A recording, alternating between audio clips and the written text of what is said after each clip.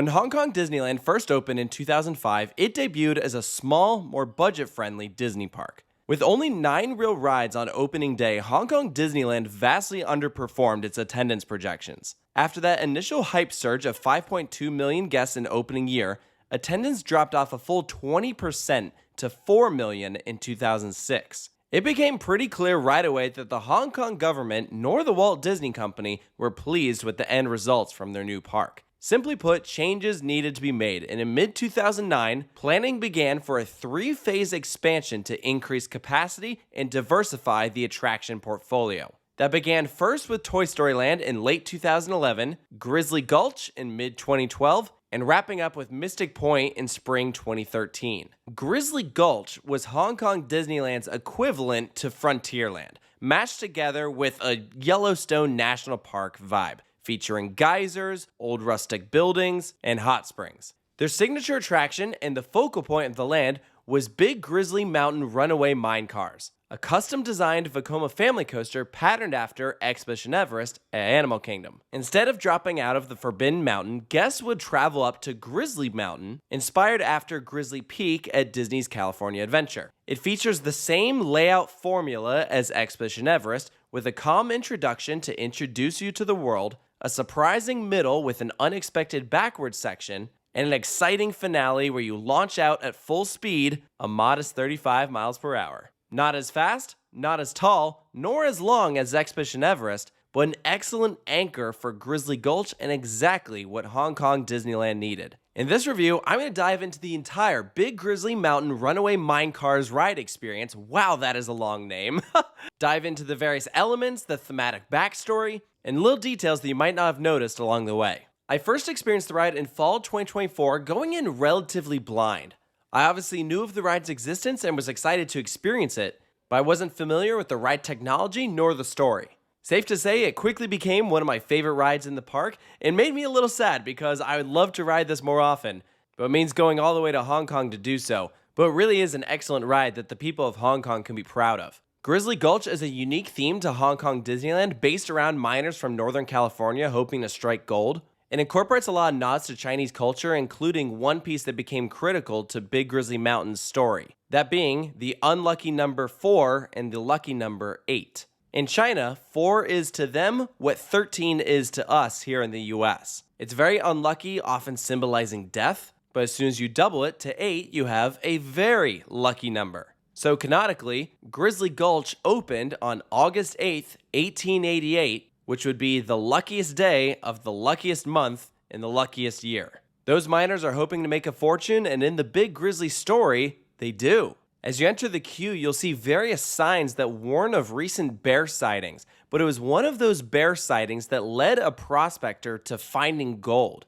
And so for the people here, those bears have become a lucky charm. There are a lot of nods to this throughout the ride experience. In terms of a ride vehicle, Big Grizzly operates with 24 passenger trains. That's 4 cars per train, each car holding 6 passengers, just a lap bar, the exact same design as Expedition Everest. Even when you look at the track type, a basic 2-rail design with no backbone, the minecart-like cross ties underneath, I was getting a little sense of deja vu. The biggest difference here is Big Grizzly Mountain actually features an LIM launch. Expedition Everest is only a lift hill, although I guess they do technically have that drive tire drop off the lift backwards. But that's gravity driven. I'm talking a true launch. You'll feel the first hint of this literally right out of the station as you start off with a little boost, very similar to Big Thunder Mountain Railroad at Disneyland. You'll start off with a curved drop to the right as you enter tunnel number 8, good luck, bank to the left, then exit the tunnel, turning to the right, into the outside world and the beautiful landscape that the Imagineers have created here. Very California-esque, and you'll notice that at this point you're sitting lower in the land than the main pathways, so it completely hides your view of everything else in the park, immersing you in this space. You'll climb up to an undisclosed height. We know that the maximum point in this entire space is 88 feet, which is going to be Grizzly Mountain, but this lift itself is unclear. I wouldn't be surprised if it's around 50 feet. On the right, you'll see a sign that says "This way to the lucky lode." A lode is a vein of metal ore in the earth, aka gold. You can see it there to the right where you would continue towards Shaft 8. However, one of those bears is scratching his butt on the track switch, and it causes you to bank left towards track 4 where there's a danger sign. Uh-oh, we got a problem. You're gonna start twisting to left, emerge out of the tunnel, blast into the land. Nice gradual left-handed bank passing underneath a really cool stone arch. Through a tunnel, you'll see 3 sections of track here. You're currently on the middle section. You'll be passing over that track on the right here in a second. The track on the left is part of the backward section. We'll get to that soon. You're gonna turn to the right. Nice gradual bank back underneath the tunnel. Now you're threading just past that arch, continuing to the right, and then entering a cave. You'll see to your right a switch track. That's your first indicator that you'll not be returning to this section of track. You'll turn to the left and then start up another lift hill. This chain, however, does not bring you all the way to the top. To the unkeen eye, you might see, oh, well, the track goes over. I'm going to assume that the whole train is going to take us to the other side. But instead, this chain is treated more like a Vekoma boomerang, where once you reach a certain point, it's letting you go. To the left, you'll see a steam train. They are operated by the Never Fail Cable Company, which is just ironic considering what's about to happen.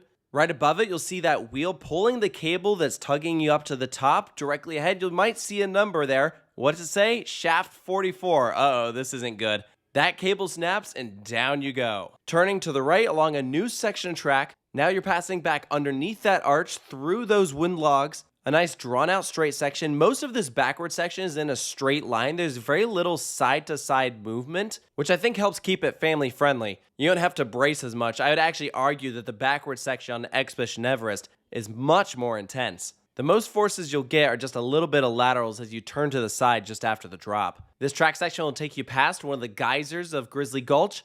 You'll drop down just ever so slightly, duck underneath the main pathway in the land, and just slow down here from some drive tires. You'll see another section track to your right. That's going to be from the launch coming up here in a second. You'll start turning to enter the show scene. Up ahead, you'll see danger, keep out, dynamite storage. Uh-oh, that doesn't sound good. And you'll back up into the show scene. If you're paying attention, you might be able to see the switch track slide into place, signaling ahead that the block zone is clear, but you're probably going to be a little distracted by what's going on in this room.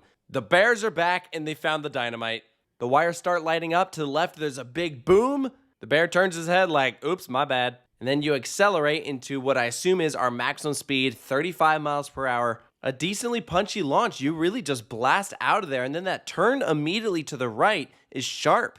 You get tossed along what is a decently forceful turn. You'll level out over a little bunny hump. No airtime here, but it does give you a nice close-up view of those geysers. You weave through the trees, banking to the right, underneath a tunnel and another section of track. There's some good forces here on that left-handed turn. You'll level out, drop down underneath a train truss, bank to the right, and then enter a brake run as you once again approach Grizzly Mountain. You'll enter the mine shaft for the final time, and if you look to the left, we get one last look at the bears. This time, they are chilling in a minecart, having just burst through shaft number 13. So there's our little US nod as you return to the station in what is a fantastic family coaster. It is masterfully themed with so many beautiful visuals, perfect land interaction that is enjoyable by not just riders but also just guests who have no intentions of riding but can watch the trains travel all around you. It has a good story, the ride elements are enjoyable, it keeps you guessing as you're not sure what's going to happen next, and it is pure fun. And if you get the chance, I also recommend riding it at night. It is totally a vibe.